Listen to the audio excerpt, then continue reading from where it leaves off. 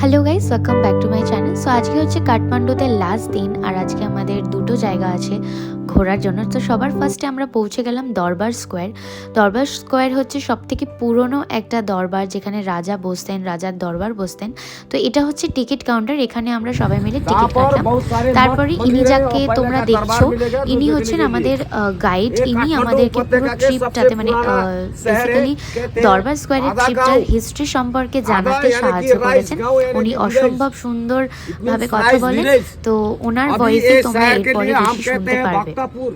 City of prayer, city of medieval, ये उपत्यका के पहले राजधानी था। यहाँ से काठमांडू उपत्यका को सब रूल करते थे, लेकिन 15वीं शताब्दी के बाद ये काठमांडू शहर पे 3 राज्य हो गया, क्योंकि जो 15वीं शताब्दी में राजा भूपतेंद्र मल्ल एक से मल्ल गुजर गए, वो लोग उसका 3 बेटे थे, वो तीनों राजा हो गए। इसलिए अभी काठमांडू उपत्यका पे 3 दरबार स्क्वायर है।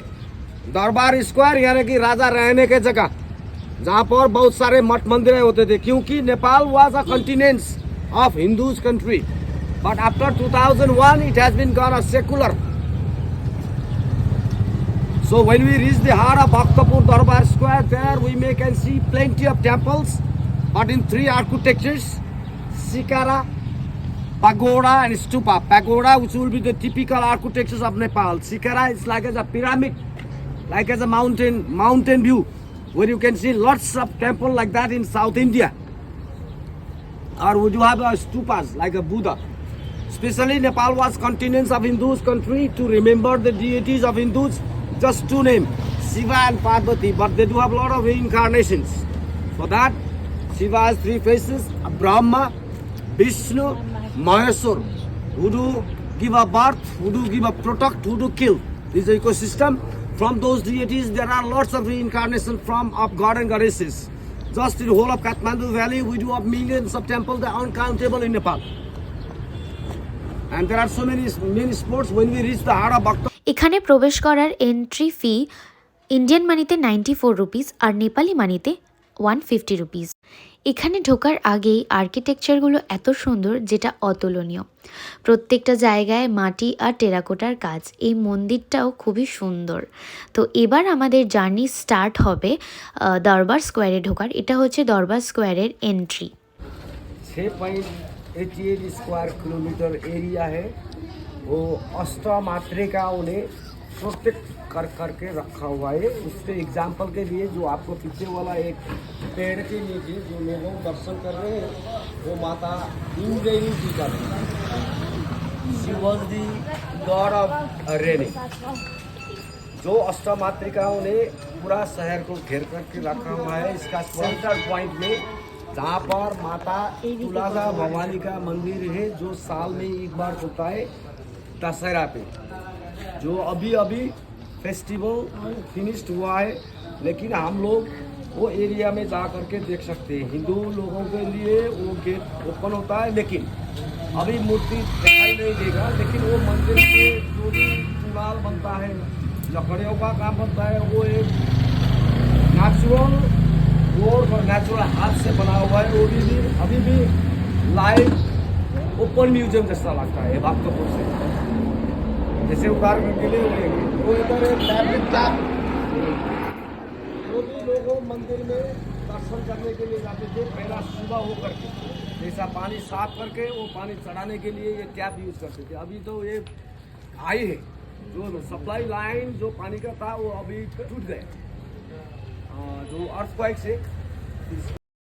ফাইনালি আমরা দরবার স্কোয়ারের ভেতরে ঢুকে গেছি। ঢুকতেই দেখলাম এই হ্যান্ডক্রাফটের জিনিসের দোকানটা। খুব সুন্দর সুন্দর কালেকশন ছিল, জিনিসগুলোও ভালো ছিল, যেগুলো নেপালের লোকেরা নিজেদের হাতে বানিয়েছে।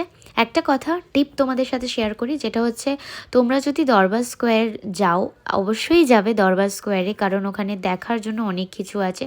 এটা হচ্ছে ইউনেস্কো থেকে হেরিটেজ পেয়েছে, তো এই জায়গাটা মাস্ট ভিজিটেড। তো এখানে আমাদেরকে টিকিট দেওয়া হচ্ছে, আর আমরা আমাদের পরপর এক একজন করে লাইন দিয়ে টিকিট নিচ্ছি।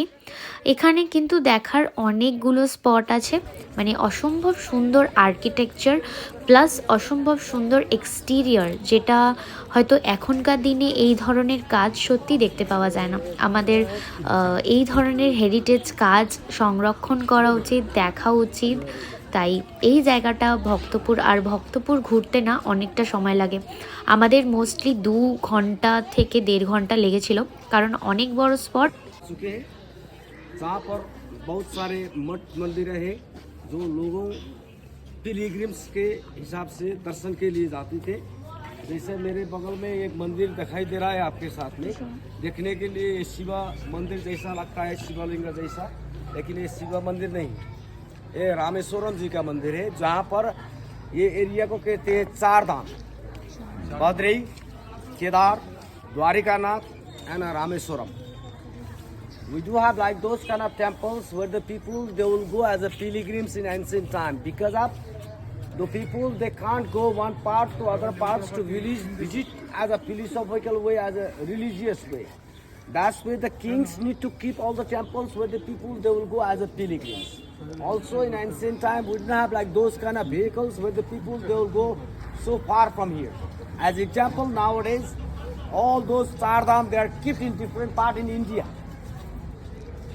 And these are almost all the replica. जो भी इधर बना हुआ है वो रेप्लिका में। इधर में जो भी मंदिर मैंने आपको कहा था 3 प्रकार के मंदिर मिलेंगे भक्तपुर दरबार स्क्वायर में। जैसे ही आपका पीछे वाला एक मंदिर दिखाई दे रहा है वो पैगोडा शैली का मंदिर है। Pagoda which will be the typical architecture of Nepal. और नेपाल के प्राचीन शैली में बना हुआ ये पैगोडा शैली का मंदिर, जो मंदिर बनाने के लिए अभी आपका सिंपल एग्जांपल मिलेगा। If you have a flag of Nepal, if you keep it in two direction the flag of Nepal, you will get exactly that architecture. On those types of temple we always get to see lots of work of wood carving. जो भी लकड़ियों का काम जो local लोग कालीगढ़ बनाते थे वही चीज ये मंदिर में देखने को मिलेगा। और इसके बगल में दूसरा मंदिर मिलेगा, वो आपको एक पहाड़िया जैसा देखने वाला, वो शिकारा शैली का मंदिर है। कौन? वो शिकारा शैली में वो मंदिर में लगा हुआ है टेराकोटा। टेराकोटा यानी कि यहाँ के सबसे अच्छा वाला चीज जो मिट्टी से बनता है उसका को कहता है terracotta. Special types of bricks to build the temples and all types of buildings. क्योंकि ये शहर सिर्फ यहाँ के लिए फेमस नहीं है, अंतर्राष्ट्रीय हिसाब से भी ये यूनेस्को के अंदर पड़ता है। This is the first city in Nepal which has been established under the UNESCO site. That's why if we have to rebuild any kind of buildings or temples, we can't go. We have to follow all the rules and local government rules. For example, जो ये पीछे वाला ये मकान है इसको बनाने के लिए if we want to rebuild, we cannot do by our own way. We have to follow and keep the same tradition. Yes. वो लकड़ियों का कंपलसरी नहीं है, लेकिन ब्रिक्स कंपलसरी है। फ्रंट पार्ट के लिए टेराकोटा जरूरत है। So there you see a pair of lions. On those 2 sides we have 2 Hindus deities.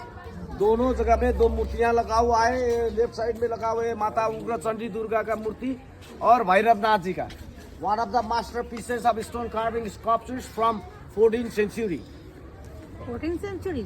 और जो माता के मूर्ति में लगा हुआ है जो 18 हाथ है, जो एक ही सभी हाथ में दूसरे प्रकार के weapons पकड़ा हुआ है, self protection and to kill the demons like that. And जो भी भैरवनाथ जी का मूर्ति है वो पूर्ण भैरव का मूर्ति कहते हैं। जो भी चीज लगा हुआ है almost all the statue of Bhairav has been left में जो भी मूर्ति भैरवनाथ जी का बना हुआ है पूर्ण में मूर्ति कहते हैं, क्योंकि वो मूर्ति में जो भी चीज जैसा earrings, bangles, necklaces, all the things has been protected by Nagraj. जो मूर्ति में दिखाई देगा अभी भी, जो मूर्ति बनाने से पहला भैरव का पहला वो ने as a elephant, may you have heard that elephant, it is used on those purpose peace and wisdom.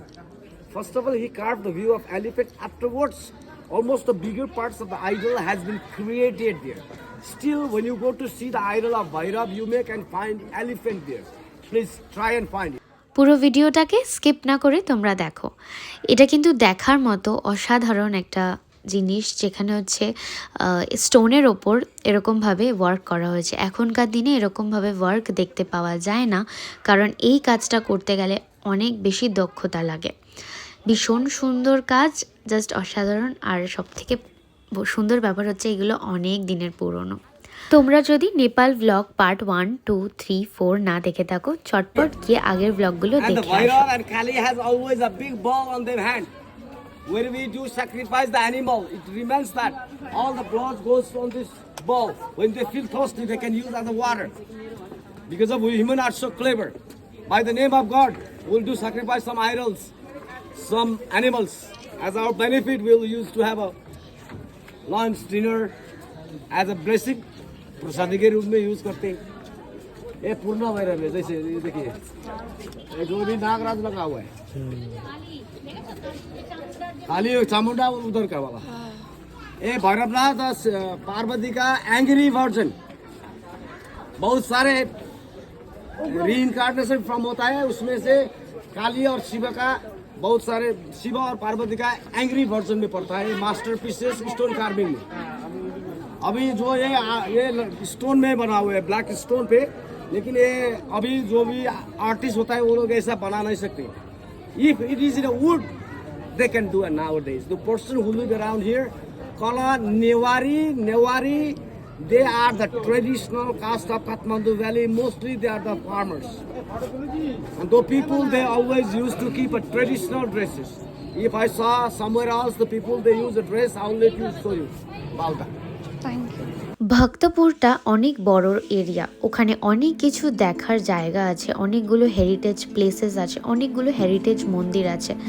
তো তোমরা যদি প্ল্যান করো যে দরবার স্কোয়ার যাবে অ্যান্ড ভক্তপুর যাবে, তো ডেফিনেটলি টাইম নিয়ে যাও, কারণ মোস্টলি 2 থেকে 3 ঘন্টা তো লাগবেই খুব ভালোভাবে এক্সপ্লোর করতে। আমাদের 1.5 ঘন্টা মতো লেগেছিল হেঁটে হেঁটে এক্সপ্লোর করতে। ভীষণ সুন্দর জায়গা, প্রত্যেকটা টেম্পলে এত সুন্দর ডিটেল ওয়ার্ক, যেটা দেখার মতো, মানে ভীষণই নিখুঁত। আর সবথেকে যেটা আমার ভালো লেগেছে যে ওরা এখনও হেরিটেজ ব্যাপারটাকে, মানে যে পুরনো ট্র্যাডিশনটাকে ধরে রেখেছে, যেটা হয়তো আমাদের শেখায় যে কিভাবে নিজেদের ট্র্যাডিশন ধরে রাখতে হয়। তো সত্যি খুব সুন্দর লেগেছে আমার, পুরো স্পটটা খুব সুন্দর। আর আমি as a person, as a designer, আমার এই ধরনের জিনিস দেখতে খুবই ভালো লাগে।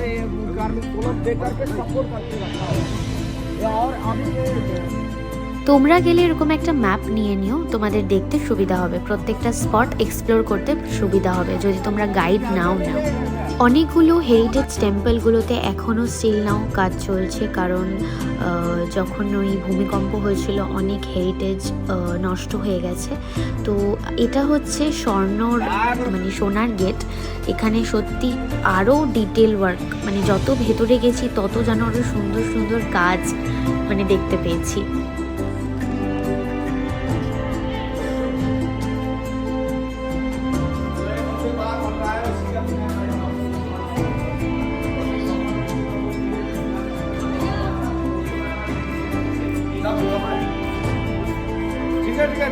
धीरे धीरे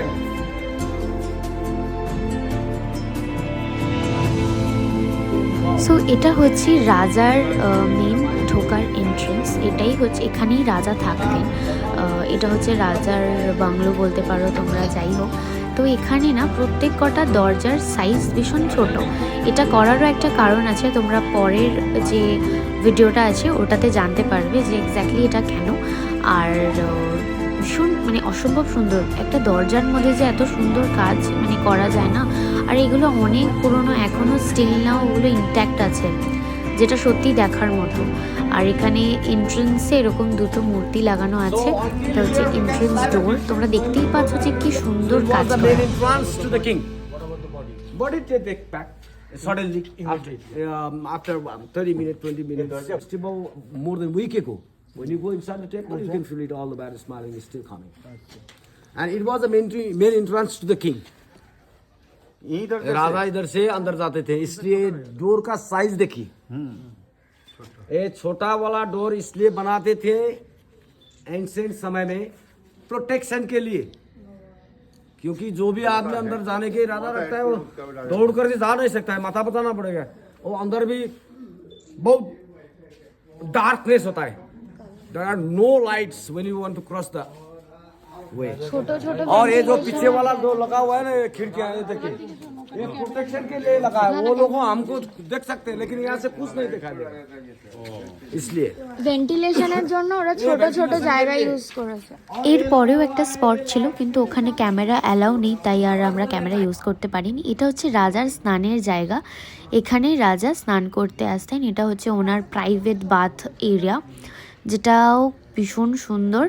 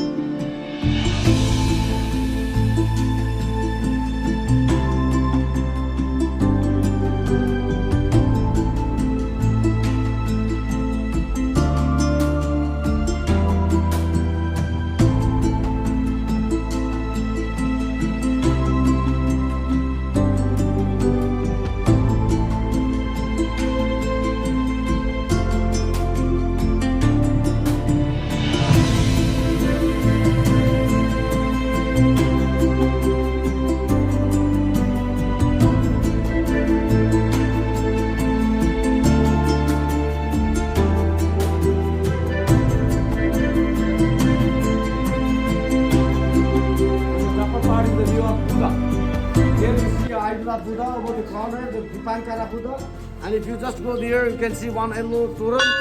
Top of there, you can see the idol of Avalokiteshvara, God of compassion, who has got 1,000 hands and 11 heads, and there is one idol of Vishnu, Hydermala Buddha, and there are prayer wheels. The prayer wheel says that things. There is the 6 words, the chanting mantra. तो ये part टूट गया, ये सब नहीं निकलते, इसको fix करते हैं। लकड़ी जो सब हाथ से बना हुआ थी।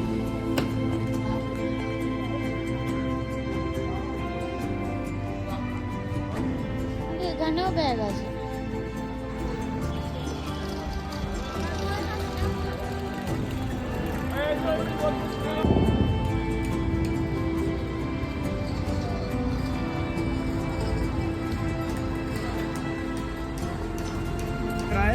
वो नेपाल के सबसे बड़ा मंदिर में पड़ता है। वो मंदिर है माता सिद्धि लक्ष्मी जी का, जो 17वीं शताब्दी में बना हुआ था, यानी कि 300 वर्ष आगे। नेपाल के सबसे बड़ा मंदिर माता सिद्धि लक्ष्मी का। और दूसरा एक मंदिर है, वो भैरव नाथ जी का मंदिर है, उसका कहते हैं Kashi Vishwanath, as will say अकाल Bhairav.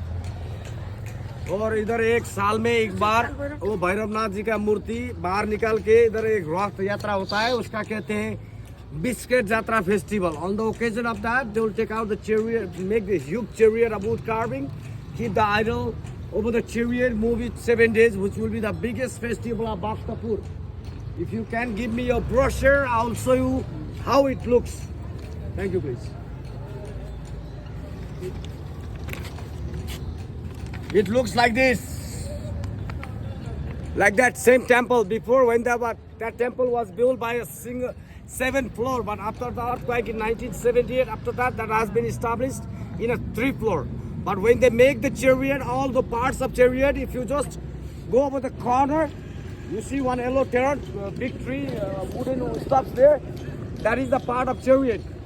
Okay. So if you like to go up to that place, you can go there, and from there you can see really nice view of countryside.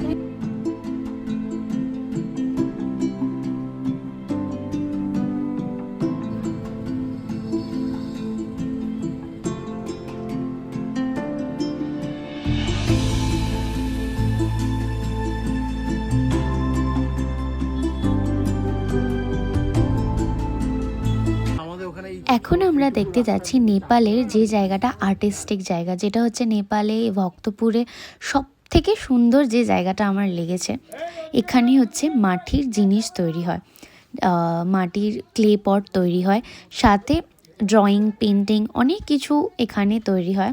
So সেই জায়গাটাতেই যাচ্ছিলাম আমরা এই সরু গলি দিয়ে, যে গলিটা দেখে আমার না নর্থের কথা মনে পড়ছিল।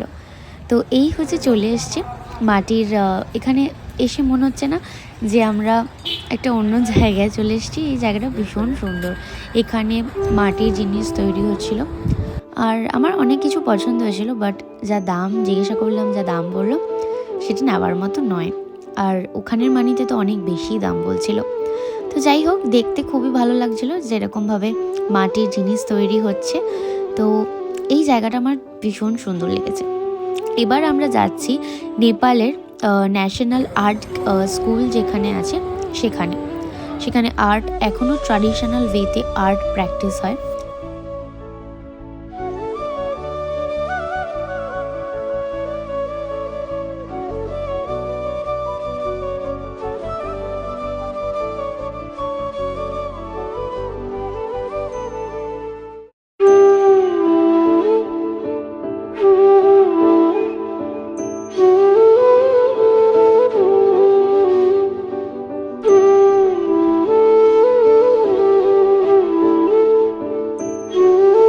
এই জায়গাটা হচ্ছে এমন একটা জায়গা যেখানে আমার সব থেকে বেশি সুন্দর লেগেছে। আর এই জায়গাটাতে আমরা অনেকক্ষণ বসে দেখছিলাম এখানের কাজ, এখানের আর্ট ওয়ার্ক এত সুন্দর নিখুঁত না যে বলে বোঝাতে পারবো না।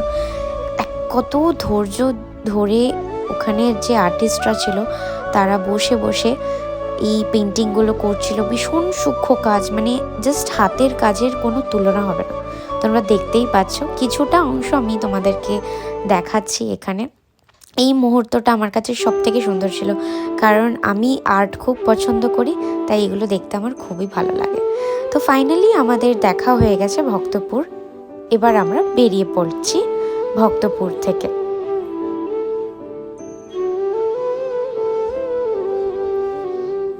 সত্যি কথা বলতে এই পুরো ট্রিপটাতে না আমি ভীষণ এনজয় করেছি। আমি একটা শান্তি খুঁজে পেয়েছিলাম। নেপাল জায়গাটা এত সুন্দর না, মানে জীবনে একবার হয়তো যাওয়া উচিত এই জায়গাটাতে। আমাদের সত্যি খুব সুন্দর গেছে এই ট্রিপটা, মানে প্রকৃতি নিয়ে জাস্ট কোনো কথা হবে না। কাঠমান্ডুতে টোটাল 3টে দরবার স্কোয়ার আছে। একটা হচ্ছে কাঠমান্ডু দরবার স্কোয়ার, আরেকটা হচ্ছে পাঠান দরবার স্কোয়ার, আর একটা হচ্ছে ভক্তপুর দরবার স্কোয়ার। এটা হচ্ছে ভক্তপুর দরবার স্কোয়ার। হাতে সময় ছিল কম, তাই আমরা ভক্তপুর দরবার স্কোয়ার দেখে চলে গেলাম পাঠান স্কোয়ার দেখার জন্য। আর আরেকটাও স্কোয়ার আছে, সেটা হচ্ছে কাঠমান্ডু দরবার স্কোয়ার। সেটা আমাদের দেখা হয়নি হাতে সময়ের অভাবে, কারণ কাঠমান্ডুতে আমাদের 3 দিনের স্টে ছিল, আর কাঠমান্ডুতে দেখার জন্য অনেক কিছু আছে। তাই যে নেপালের যে হেরিটেজ সিটি আছে সেটা দেখে ভীষণ সুন্দর লাগলো। খুব সুন্দর জায়গা, আর অনেক কিছু দেখার আছে, লিটারালি অনেক কিছু দেখার আছে। So it was an amazing experience. So definitely আবার আসার ইচ্ছা রইল। সো সময় আমাদের হাতে বড্ড কম ছিল, তাই ওখান থেকে বেরিয়ে আমরা চটপট পৌঁছে গেলাম পাঠান স্কোয়ারে। ওখানেও রাজার দরবার বসতো। এখানে যেমন হেরিটেজ প্রপার্টিগুলো যতই সুন্দর, তার সাথে এখানে হয়ে উঠেছে মিউজিয়ামের মতো। এখানে তো আমরা গেলে বা তোমরা গেলে তোমরা দেখতে পারবে ভীষণ সুন্দর সুন্দর না অনেক পুরনো দিনের মূর্তি আছে, পিতলের মূর্তি আছে, যেগুলো সত্যি দেখার মতো। তার কাজ জাস্ট ভীষণ সুন্দর। তো এখানে আর আমরা ঘোরার জন্য গাইড নিইনি, বিকজ গাইড নিলে অনেকটা সময় লাগবে, আর আমাদের হাতে এত সময় ছিল না। বিকালবেলা আমরা টাইমটা রেখেছিলাম শপিংয়ের জন্য। অনেকে শপিং করেছিল, আমরাও হালকা শপিং করেছিলাম, খুব বেশি শপিং করিনি, কারণ মোস্টলি যা ওখানে পাওয়া যায় সব কিছু আমাদের ইন্ডিয়াতেও পাওয়া যায়। তো দ্যাটস ওয়াই কিনে কোনো লাভ নেই, কিনে টাকা নষ্ট করে কোনো লাভ নেই। হ্যাঁ, কিছু কিছু জিনিস সত্যি আমাদের এখানে পাওয়া যায় না, যেগুলো ওখানে পাওয়া যায় সেগুলো হাতের কাজ, তো সেইগুলো কেনা পসিবল না, কারণ ওগুলো অনেক দামি। তো ওখানে দেখা হয়ে গেল আমাদের পাঠান স্কোয়ার। তারপর ওখান থেকে বেরিয়ে এই হচ্ছে পাঠান স্কোয়ার থেকে বেরিয়ে রাস্তা, আমরা বাসের জন্য হাঁটছি। আর এই রাস্তাগুলোতে না এত সুন্দর ছোটো ছোটো মন্দির ছিল, সেই মন্দিরগুলো তো এত সুন্দর এক্সটিরিয়ার, মানে দেখার মতো, জাস্ট দেখার মতো। আর এখানে প্রত্যেকটা বাড়ির মানে প্যাটার্নটাই এরকমভাবে ওরা ফলো করেছে, মানে এখানে সব বাড়ি এরকমই ধরন। তারপর ওখান থেকে আমরা এই বুদ্ধ স্তূপা ছিল এখানে গেছিলাম। এখানে বেসিক্যালি কিছু না, এটা একটা মন্দির ওদের।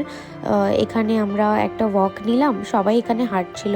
সো ওখান থেকে ফিরে আমরা গেলাম পশুপতিনাথ টেম্পল দর্শন করতে বিকালবেলার আরতিটা দেখার জন্য, যেটা অসম্ভব সুন্দর ছিল। কিন্তু আমি ওখানের ফটো শেয়ার করতে পারবো না, কারণ ওখানে ক্যামেরা অ্যালাউ ছিল না। সেদিনকের মতো হোটেলে ফিরে গেলাম। এই হচ্ছে পরের দিন হোটেলের ভিউ, কাঠমান্ডুতে আমাদের লাস্ট দিন। এবার আমরা রওনা দেব পোখরা যাওয়ার উদ্দেশ্যে। তো পোখরা যাওয়ার সময় রাস্তায় 2 ঘন্টা ব্রেক নিলাম আমরা চা খাওয়ার জন্য।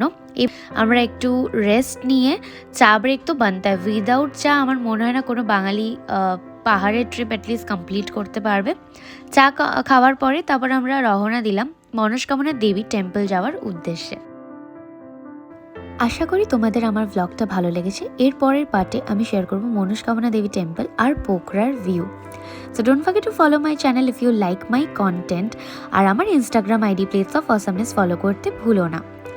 আর যারা এই পার্টটা দেখছো, এই পার্টটা দেখে আগের পার্টগুলো দেখে নিও, শর্টসে 1 আর 2 আছে।